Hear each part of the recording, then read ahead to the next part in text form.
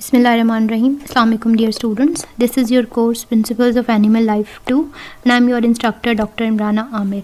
The topic for today's lecture is latent learning and insight learning. Latent learning. Latent learning is also called the hidden learning. It is also mentioned as the exploratory learning. It involves making association without any immediate reinforcement or a reward or a support. So the kind of learning that takes place in the absence of any apparent reward. ऐसी learning जिसमें कोई apparent उस animal को, उस organism को कोई reward नहीं मिल रहा होता, कोई reinforcement नहीं होती, लेकिन वो learning process उसका हिस्सा होती है. For example, the reward is not obvious. Animal को ये क्लियर नहीं होता कि उसको ये बिहेवियर या ये लर्निंग करने से कोई रिवॉर्ड मिलेगा या कोई पनिशमेंट मिलेगी. An animal is apparently motivated, it has its own motivation. उसकी इंटरनल ये मोटिव होता है कि उसने एक्सप्लोर करना है और उसने लर्निंग करनी है अपनी सराउंडिंग के बारे में. कोई भी ऑर्गेनिज्म किसी भी इन्वायरमेंट के अंदर मौजूद है, इरिस्पेक्टिव ऑफ द रीइंफोर्समेंट या चेंजेस उसकी सराउंडिंग्स में आ रही हैं, वो अपनी सराउंडिंग्स के बारे में कुछ ना कुछ लर्निंग कर रहा होता है और वो उसका अपेरेंट मोटिव है, इसका इनसाइड मोटिव है कि उसने उस इन्वायरमेंट की, अपनी सराउंडिंग की लर्निंग लेनी है. सो द लेटेंट लर्निंग जो है that occurs when an animal or a human stores information in its long term memory. जब एनिमल अपनी सराउंडिंग्स के बारे में जितनी इन्फॉर्मेशन है उसकी अपनी मेमोरी में स्टोर कर रहा होता है and then uses this knowledge when needed at a later date.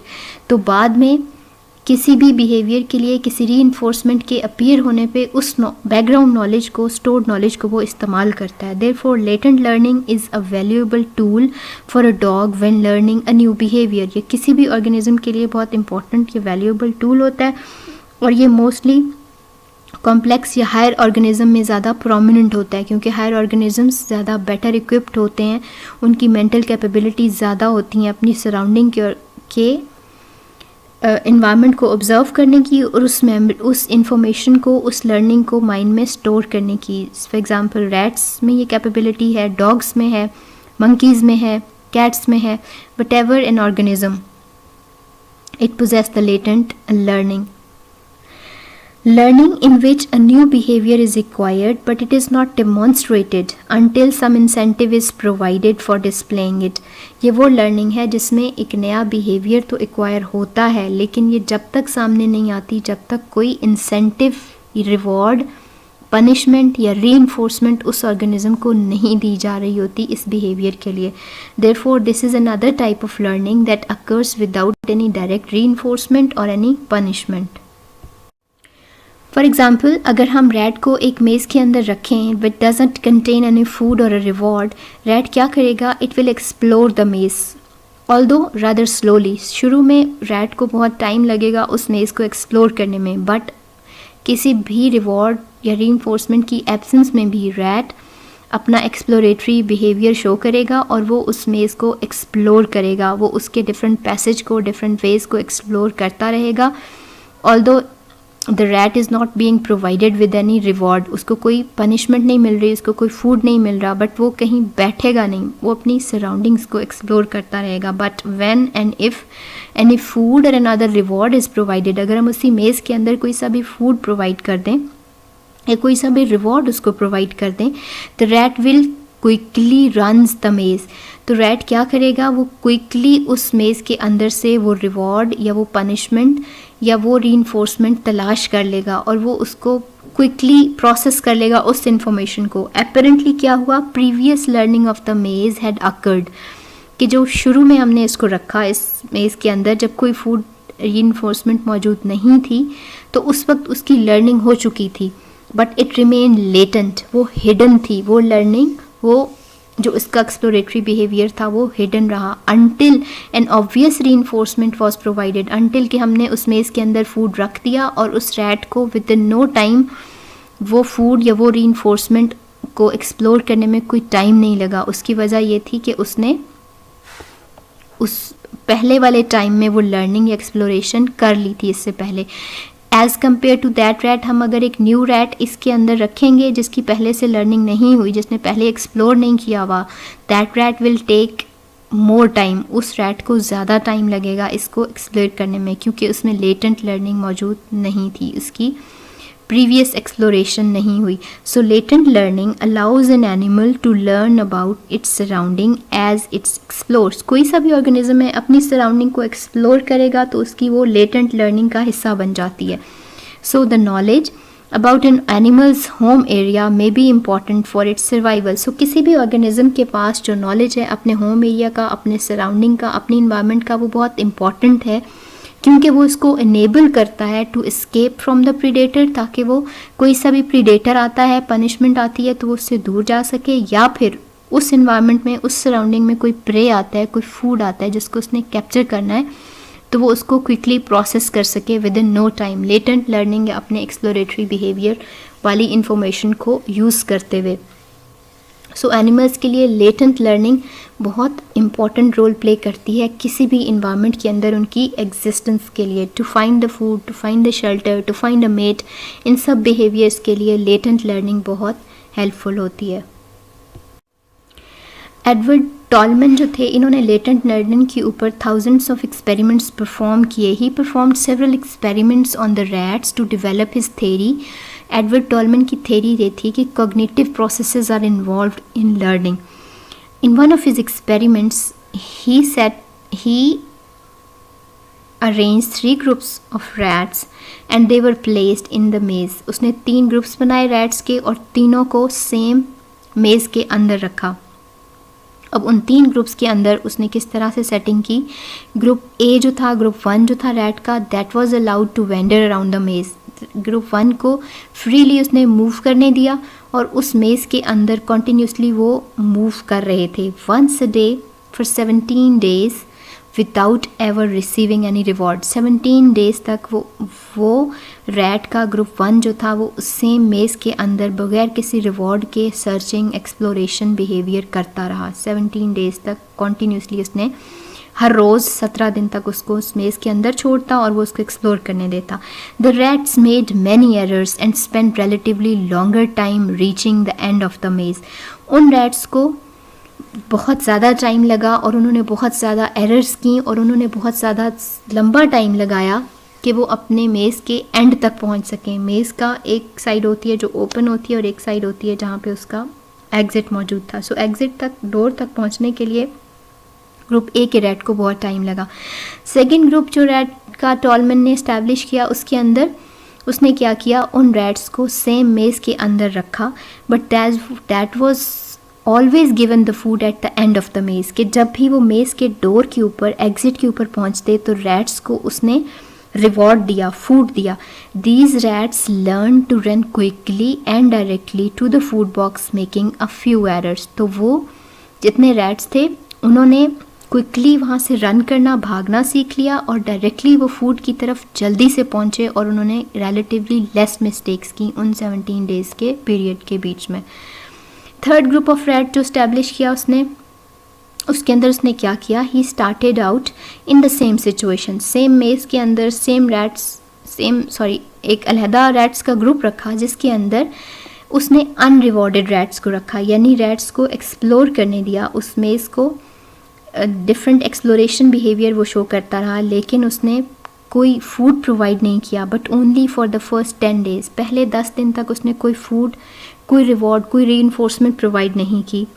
On the 11th day a critical experimental manipulation was situated. उसने 17th day पे क्या किया कि रैट के इस ग्रुप को फूड प्रोवाइड कर दिया.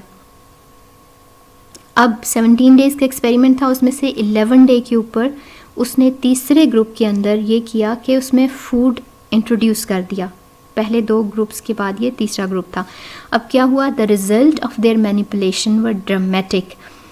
इस तीसरे ग्रुप के अंदर जो मैनिपुलेशंस थी वो ड्रामेटिक थी, बहुत अब्रप्ट चेंजेस थी जो बहुत ड्रामेटिक थी. अब इसमें क्या हुआ कि प्रीवियसली अनरिवॉर्डेड जो रैट्स थे जिनके पास प्रीवियस एक्सपीरियंस था और वो पहले 10 दिन तक एमलेसली उस मेज़ के अंदर घूम रहे थे, उनको 11 डे पर बहुत थोड़ा टाइम लगा और उन्होंने थोड़ी गलतियाँ की और उनको उस फूड तक पहुंचने में बहुत कम टाइम लगा as compare to the first group जिसमें कोई रिवॉर्ड मौजूद नहीं था.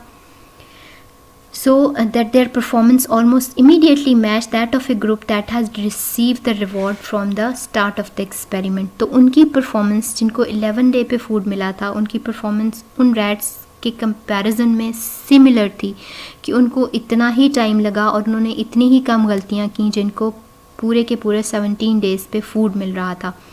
दैट मीन्स कि इस एक्सपेरिमेंट से ये क्लियर हुआ that the rewarded rats had learn the layout of the मेज early in their exploration.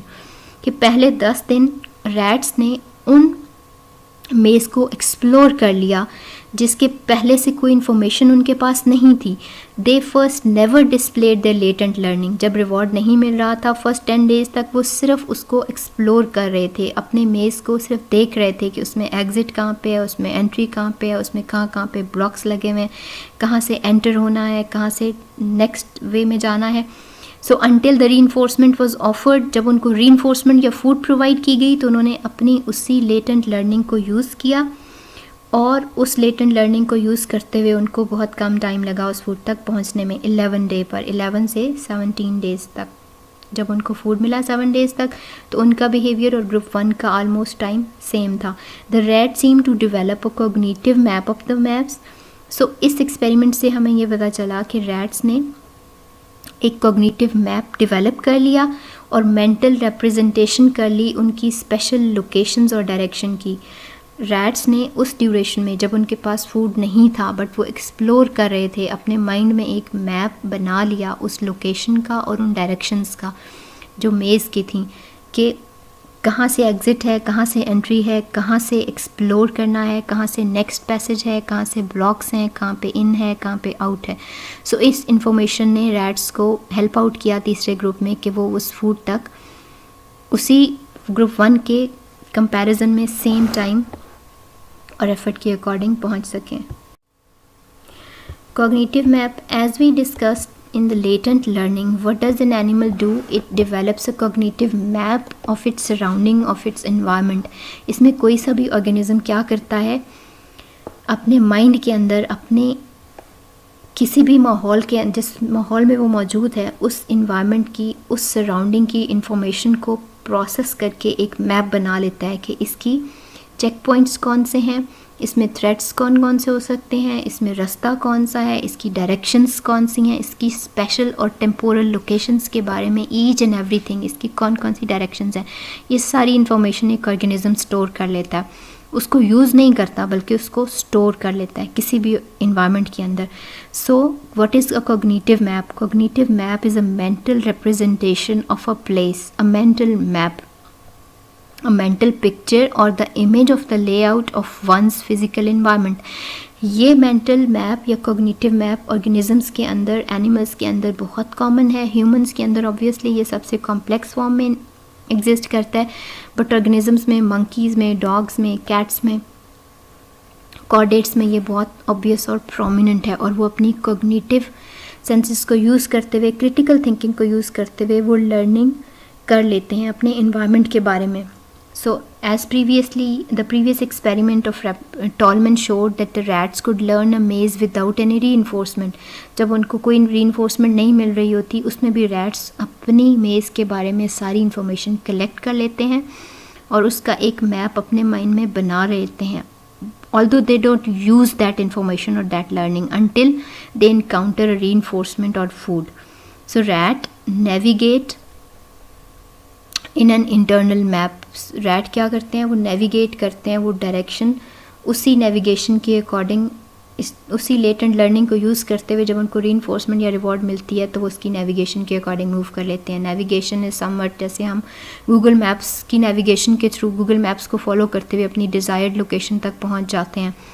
Google maps में लेटेंट लर्निंग का कोई रोल नहीं होता क्योंकि गूगल मैप्स हमारी हेल्प कर रहा होता है हमारी डिज़ायर्ड लोकेशन तक पहुँचने में. बट रैट्स के अंदर ये एबिलिटी नेचुरली एग्जिस्ट करती है कि वो अपने लिए अपना मैप खुद जनरेट कर लेते हैं और जब ज़रूरत पड़ती है तो उस मैप को, उस कॉग्निटिव मैप को इस्तेमाल करते हैं.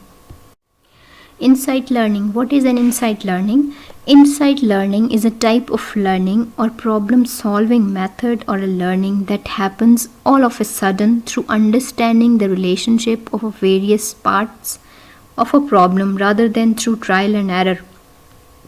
इनसाइट लर्निंग में critical thinking, cognitive thinking, different relationships involve होते हैं और इसके अंदर प्रीवियस ट्रायल एंड एरर का कोई रोल नहीं होता.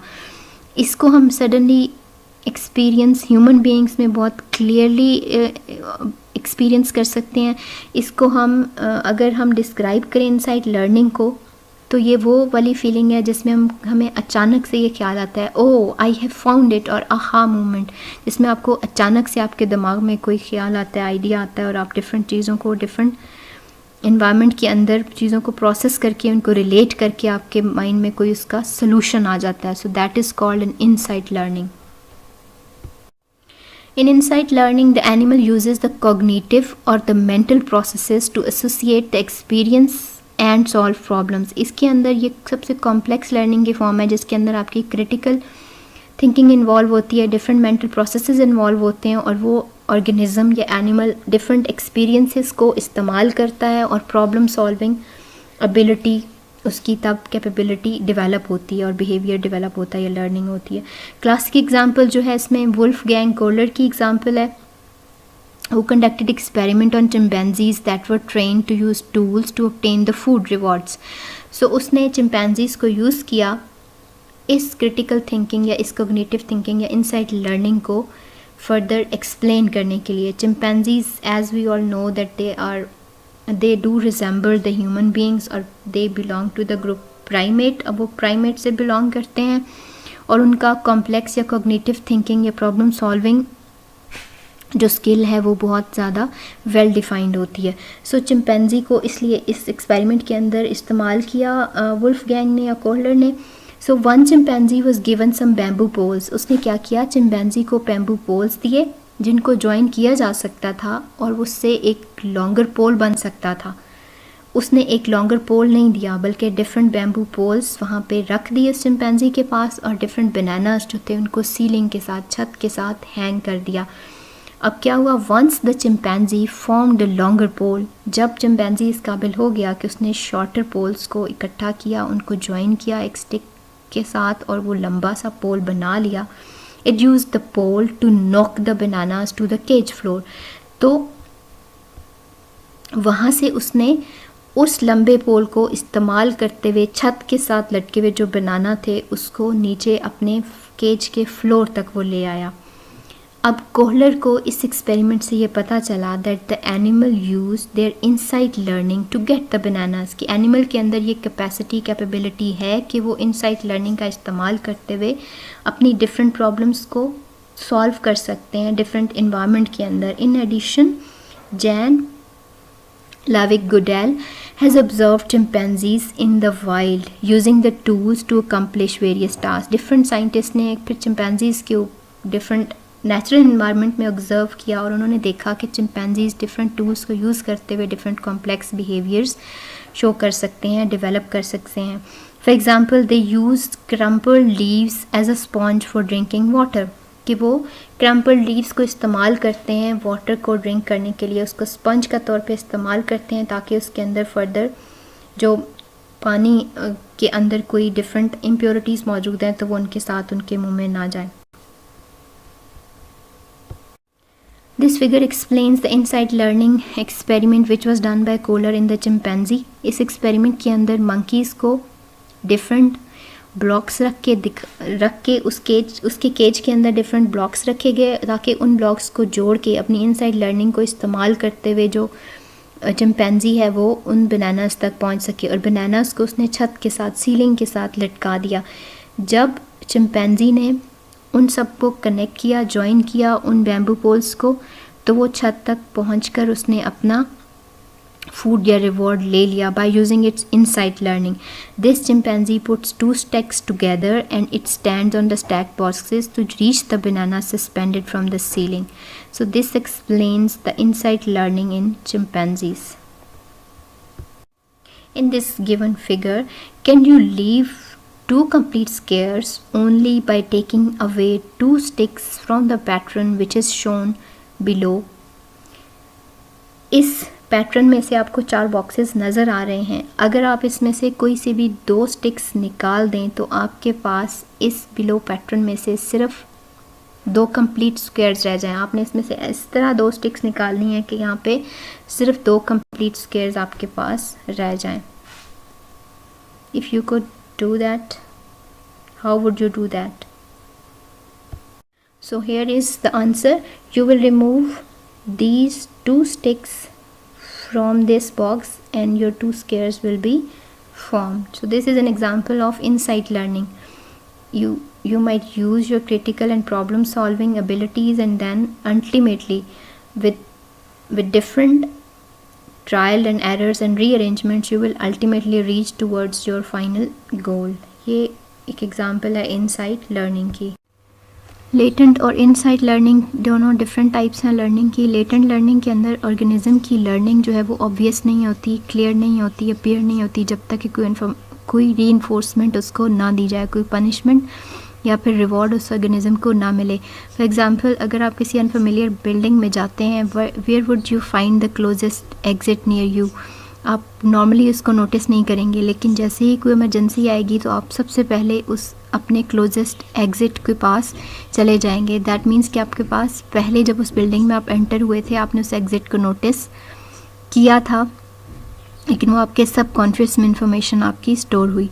सो as compare to latent learning, insight learning में क्या होता है, when one suddenly realises how to solve a problem, कि जब आप डिफरेंट रीअरेंजमेंट्स करते हैं, डिफरेंट किस्म की आपके ब्रेन के अंदर डिफरेंट प्रोसेसिंग्स होती हैं और आपका ब्रेन डिफरेंट लॉजिक्स को, इंफॉर्मेशंस को यूज़ करके आपके पास अचानक कोई सलूशन आ जाता है किसी भी प्रॉब्लम का. That is also called an आहा मूवमेंट. नेक्स्ट स्लाइड्स में आपके पास इनसाइट लर्निंग की एनिमल्स की एग्जांपल दी हुई है. इसमें आपको 2 एग्जांपल्स, पिजन की और चिंपैंजी की कोलर का experiment clearly. Thank you so much. That's all for today's lecture.